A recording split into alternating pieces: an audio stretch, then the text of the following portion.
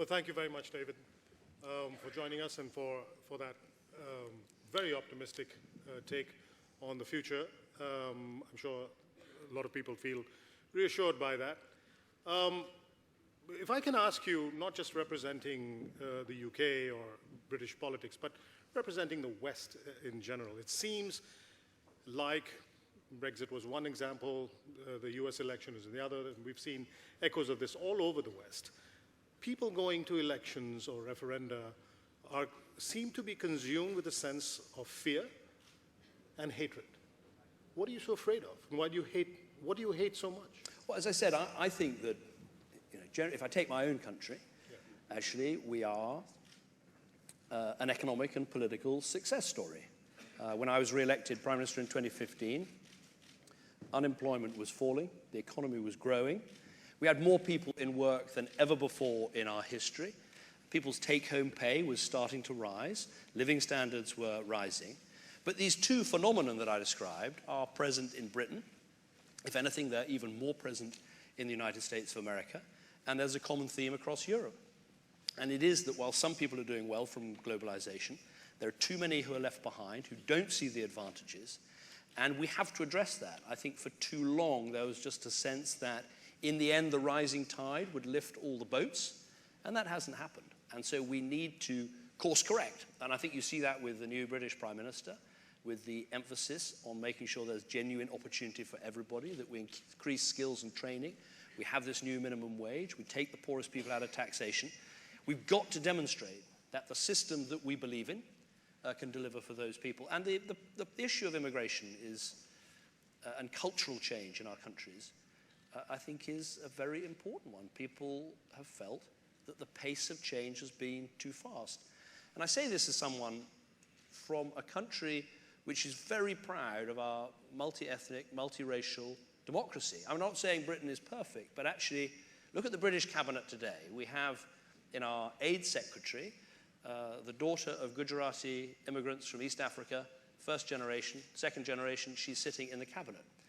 Our business secretary, his father left rural Pakistan to come and drive the buses in London. In one generation, he is in charge of British industry and commerce, now doing the local government job. So, I'm not saying we're perfect, but we are an opportunity democracy, a genuine opportunity democracy. But we've got to demonstrate that is there for everybody. If we do that, but it's a course correction that's required, not a fundamental change.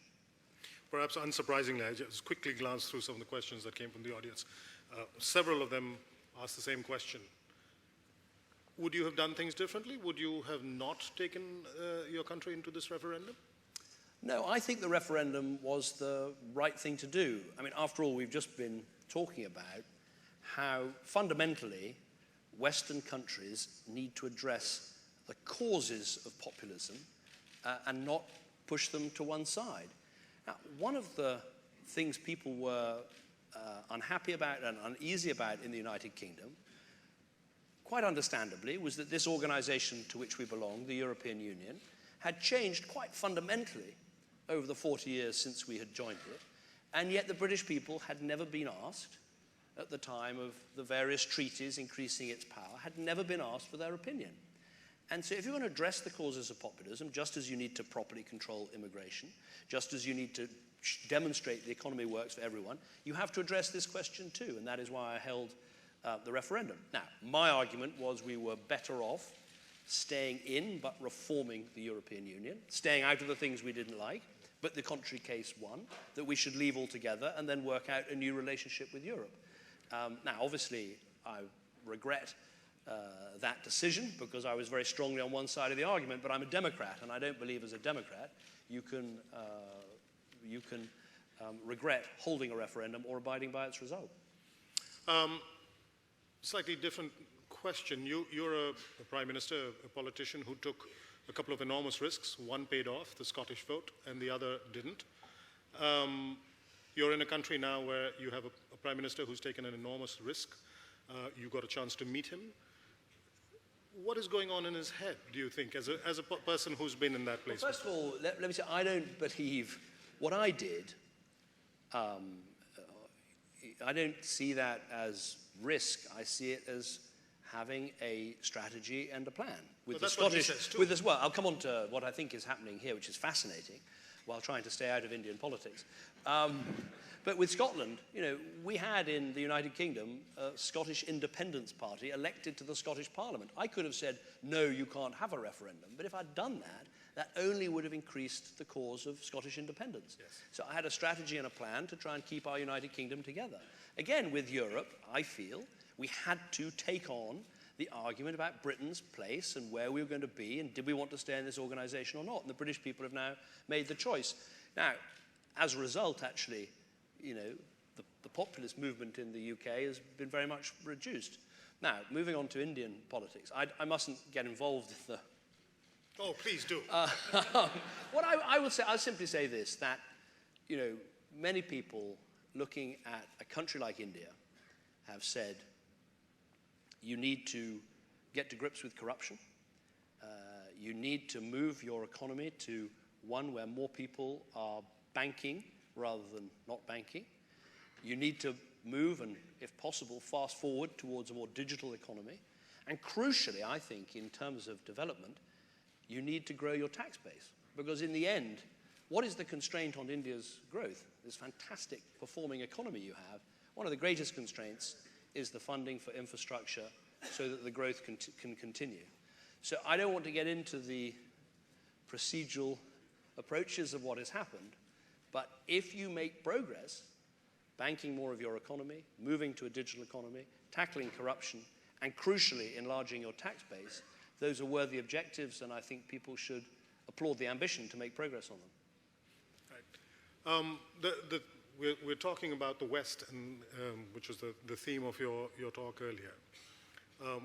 We're now looking across the channel and seeing reflections of Brexit and of the American vote in France, possibly in Italy, even tomorrow, the big referendum there. If France goes the way Britain did, and if Italy goes the way Britain did, is that the end of the European ideal? Is that the end of the Western order?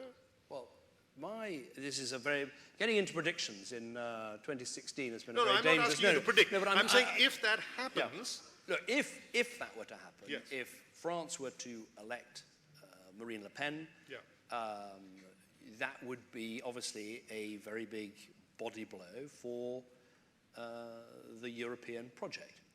But if I think what I expect to happen, my argument would be, first of all, I expect that Britain will leave the European Union, and second, I don't expect the European Union to fall apart.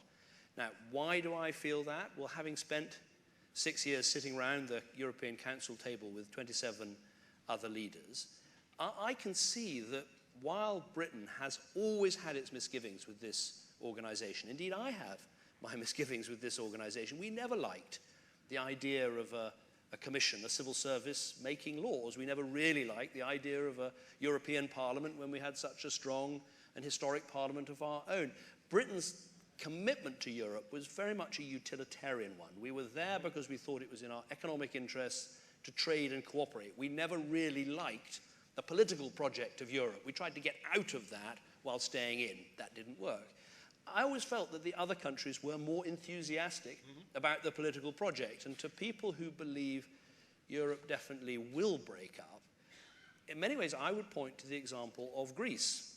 Now, if you look at Greece, their I believe the euro is fundamentally quite a flawed project because it's a single currency but without a single tax and single banking system behind it. Now, if you look at Greece, they have suffered enormously. They've seen, you know, a large portion of their economy wiped out. They've seen high unemployment. And yet, even with a left-wing anti-system party, they remain committed to being in the euro and in the European Union. And I use that example just as a way of saying people shouldn't underestimate the commitment of other European countries to cleave to the European Union as an organization. Now, as I say, predictions are a very difficult business, but I think the French electoral system favors, in the end, the two-ballot process favors a mainstream party that can unite people behind their candidacy in the second ballot. And that's what I'd expect to happen. Italy isn't voting on membership of the European Union, but clearly the consequences could be very hard to predict. But just as I've said, we have to course correct in favor of more economic inclusiveness and to address the problems of migration and the movement of people. Clearly, the Eurozone has massive challenges because some countries, like Italy, have seen stagnant growth for year after year after year, and that ultimately is unsustainable. You mentioned Marine Le Pen and you mentioned Theresa May earlier. Speaking of leaders, boy, aren't you so glad you don't have to deal with Donald Trump? Isn't that a fringe benefit? Look, I had things to say about some of the things he said in his election campaign. You did. But, ultimately, as I said, modern leaders have to make the most of their circumstances. And I think let's start to look for the positives of the new situation. Now, I mentioned some of the things I'm concerned about. I'm a NATO man, I'm a free trade man, I'm an independent central bank man, so some of the things that have been said worry me. But one of the first things I think that will happen is a reform to American tax law that will see a return of American corporate money into America and a stronger American economic performance, which I think is good for the world economy. I think that it is right to ask other European countries to increase their defense budgets. Britain is the only major country in the world that has kept both its NATO 2% of GDP defense spending pledge and its 0.7% of national income on aid spending, achieved that under my prime ministership. So the fact the new American president is going to put pressure on other European countries to spend more on their defense in the light of what's happened in Ukraine, I think is a good thing. So let's start to look for some advantages and let's work out how we're going to work together. Yeah, but his view of Ukraine is very different. He doesn't see Putin as a threat. He sees him as a hero almost. Well, I think, look, it's going to be a job for the new British Prime Minister and others in Europe to discuss this issue with the American president. I would argue from my own experience. I was opposition leader when Georgia was under assault from effectively a Russian-sponsored operation. I flew to Tbilisi, actually, in the middle of that conflict when I was opposition leader. And I think what happened afterwards is the world complained vigorously at the time and then effectively turned away, and very few consequences followed. And I think from that, you can then see the next things that happened. And I think history teaches us, recent history, but also more modern European history teaches us of the danger of turning away when one country violates the sovereignty of another. So I think the lessons are there for anyone who studies and looks carefully at how best to handle what Russia has done in Eastern Europe. Yeah, studies and looks carefully are the two operative words there. I'm not sure that applies to Donald Trump yet. Well, he hasn't got the job yet. He's appointing his cabinet. American, he also seems American to have and appointed European. the British ambassador to the UK already. Well, we have an excellent ambassador in the United States who I was responsible for appointing, and one of his telegrams was published, and it made pretty good sense to me. So I'm happy with that. Okay, if I can come back to the theme that you addressed in your remarks at first, and you brought it up a couple of times here. You say that it is important to re-engage with people who are afraid and who are filled with fear and hatred. To re-engage with them, to reiterate the importance of global trade and to fight back against the impulse to protectionism. To also explain why immigration, or to re-engage on the subject of immigration. How do you do that? How would you speak differently on the subject of immigration today than you did as Prime Minister, knowing what you do know now? Well, I would argue that when I became Prime Minister, I made a pledge of wanting to reduce levels of net migration, the difference between people leaving Britain to live and work elsewhere and people coming to Britain to live and work. I wanted to reduce the numbers from the historically high levels that they had reached. To begin with, I was successful in that endeavor. We saw a reduction in net migration. But then, for all sorts of reasons, which probably too lengthy to go into here, I wasn't successful and the numbers went up again. And I don't think the British people are in any way unreasonable about migration. They support a multiracial, multi-ethnic Britain. They know that generations of people have come to our country and contributed a huge amount. But I think they have a perfectly rational complaint that in recent years, the levels have been too high, the abuses have been too great, and the control has been too weak. And we have to address that. I don't, and one of the reasons I made my pledge back in 2010 was I could remember in the 1980s when net migration was lower, and as a result, immigration wasn't an issue in politics at all. And I think we should be aiming to return to that time where there's sufficient control that people feel this issue is being properly dealt with. But let me, make the point to an important audience here.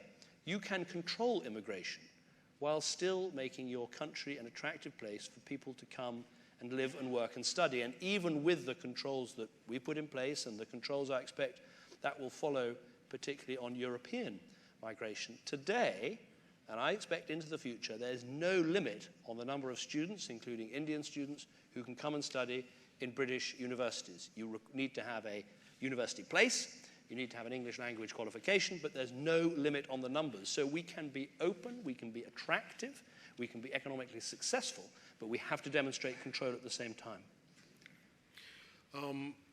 There's a question, I'm going to begin to take some questions from the audience. Sure. There's a question from Zarover Gill asking, and this is an interesting question because it comes ahead of the referendum in Italy tomorrow. There have also been, in this country, sometimes a tendency to think that perhaps referendums, rather than just elections, would be a good idea for the big issues of the day. Your record with referendums is one success, one failure, if I could say that. I had three, actually. I won two. One on the electoral system and right. one on Scottish independence. But are referendums a good way to address big questions like this? I think the rule I would have is we are both representative democracies. We elect people to Parliament to look at these vital issues, make decisions on our behalf, hold the government to account, and then we can either approve those representatives at elections or we can throw them out. That is our parliamentary system. So we shouldn't use referendums for issues properly discussed by Parliament.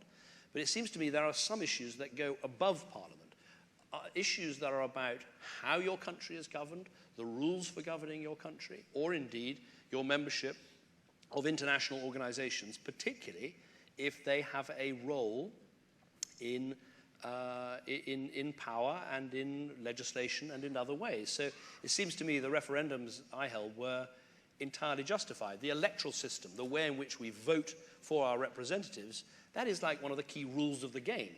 And I think Parliament changing the rules of the game without consulting the people, I think, is a potential problem. With whether one part of your country wants to secede from your union, that is clearly something that you need to go over the heads of Parliament to the people. And I would argue again with Europe, one of the reasons we needed to have the referendum is that we joined Europe in 1972. There was a referendum on our membership in 1975. But between 1975 and 2016, there were a lot of treaties that changed the power of Europe with respect to Great Britain. Treaties of Maastricht, of Nice, of Amsterdam, of Lisbon, that made quite profound changes.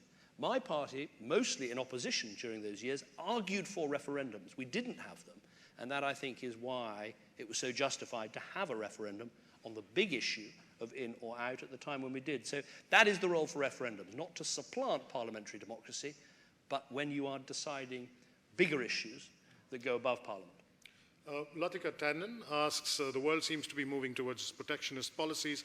What is your view for the future of free trade across the world? So to the question I asked earlier, I think this reflects that we didn't close that loop, which is how do you now restate to a highly anxious Western world the importance of free trade and of these agreements? I think politicians of my generation and some of the ones above have perhaps taken for granted that people understand there are benefits from free trade. And I think we need to go back to first principles and explain that if countries specialize and trade with each other, it is mutually beneficial. It is not dividing up one cake. It is growing the size of the cake and sharing it out through a process of trade.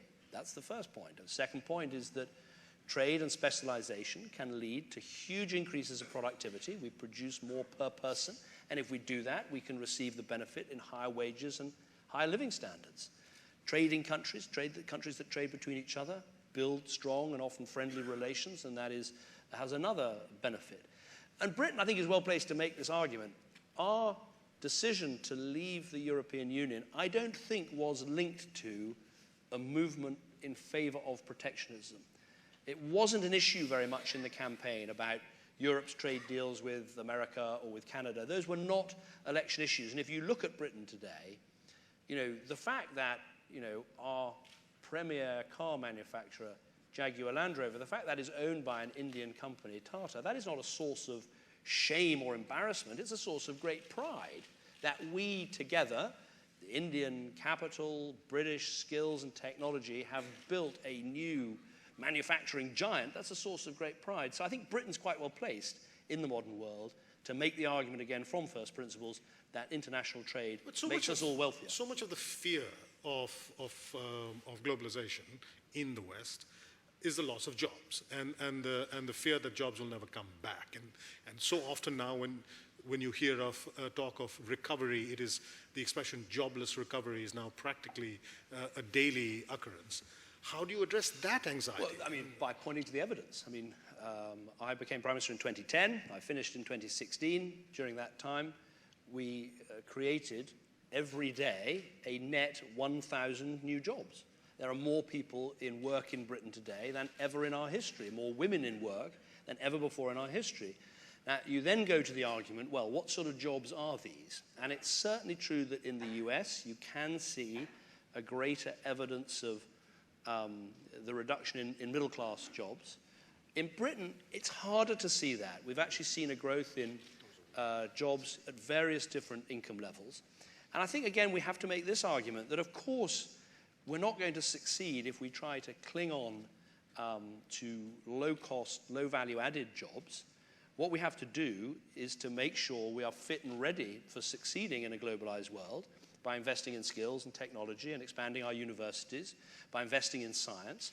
And actually, you see whole industries, new industries with skilled jobs, middle-class jobs, growing up. Let me give you one example, fintech, which I think has enormous opportunities for collaboration, financial technology between India and Britain, particularly perhaps in the light of demonetization. There's an enormous opportunity for fintech. There were virtually no jobs in fintech back in 2008, 9, 10. There are now in Britain something like 75,000 jobs in this effectively new industry. So I don't think we should take a sort of Luddite view that middle-class, middle-income jobs have gone and we can't replace them. We need to keep investing in the new industries that are creating those new jobs. So is this basically a failure to communicate? Is it, No, there are some real things. I wouldn't argue it's a failure. I think we let the argument for free trade go by the board and we need to remake that argument. But no, I'm not making an argument this morning that this is all about presentation or communication. There are two real things happening in terms of people who have been left behind, who we need to help, and there's a real thing happening in terms of cultural identity and uncertainty and concern, which again we need to address. And I think when you look across Europe, I would argue Britain has tried harder to address some of those questions, not least by having a European referendum and consulting the people about this very important part of our political system. And I think other countries have got to recognize that you must listen to the concern, both economic and cultural, in order to save the future globalization, which will actually lead to greater wealth creation. Okay. And the mainstream parties have got to do it. If you leave this to the extremes, that is when we'll really suffer. So let me ask another question. This obviously is something of great anxiety to all of us, to all people of color. The rise of the extreme right across the Western world is accompanied also by the rise of, whether it's the new racism or it's the old racism in new garb. Forces seem to have been unleashed across the world, and every day in our newspaper and others, we report incidents of Indians or other people of color being attacked, being harassed, and worse, places of worship being attacked or threatening letters being sent. You can imagine the anxiety that causes to us who see the West as an example, and to us who thought that the West had discussed all these and sorted them out a generation ago.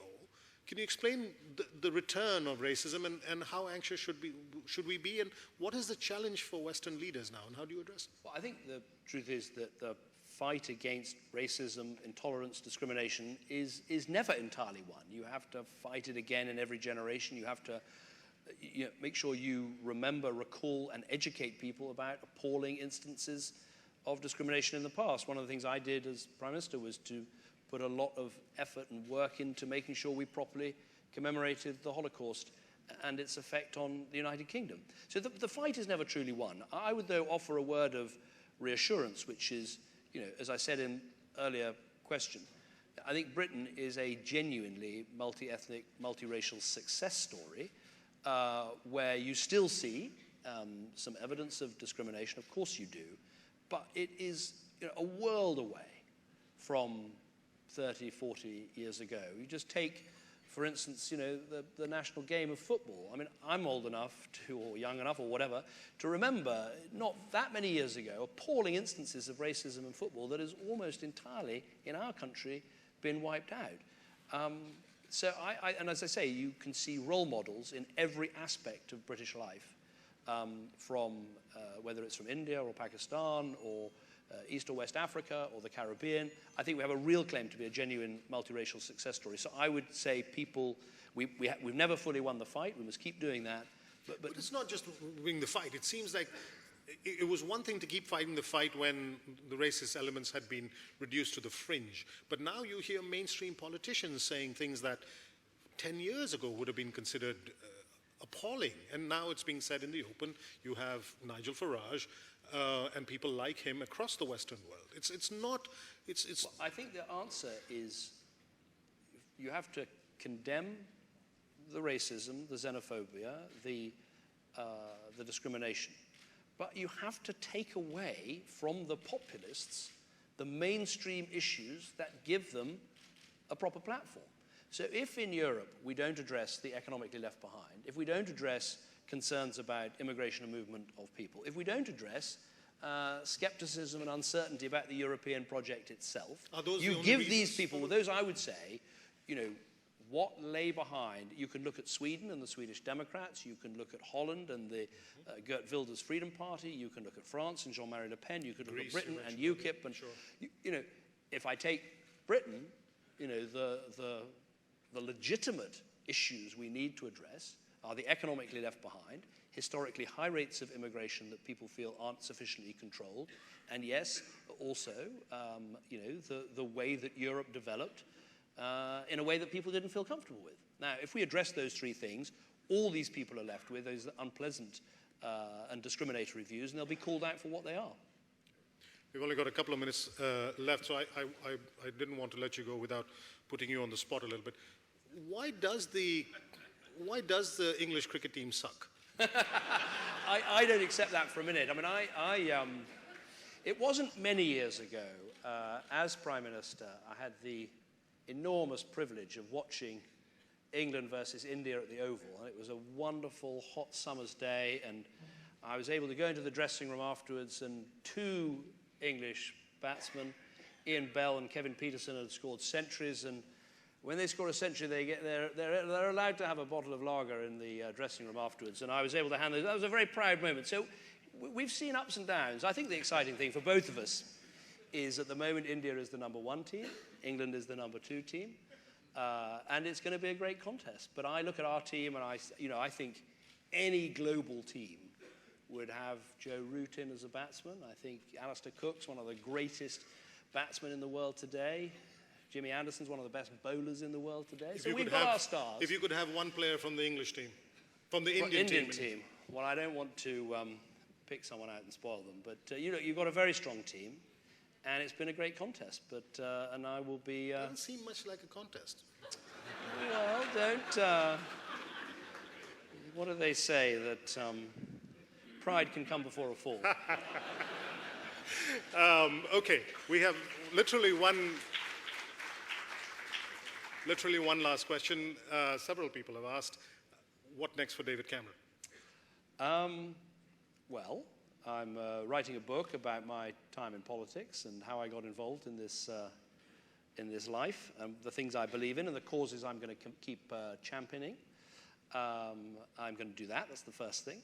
I'm going to promote some pro bono issues that I care about. There's a scheme in Britain called National Citizen Service, which is now the fastest growing youth volunteering program anywhere in the Western world, and I'm going to be its president. I'm going to put a lot of effort into trying to help tackle the scourge of dementia and Alzheimer's. I think that this is both something vital for our world. It's something where British science can make a massive contribution, so I'm going to be working on that.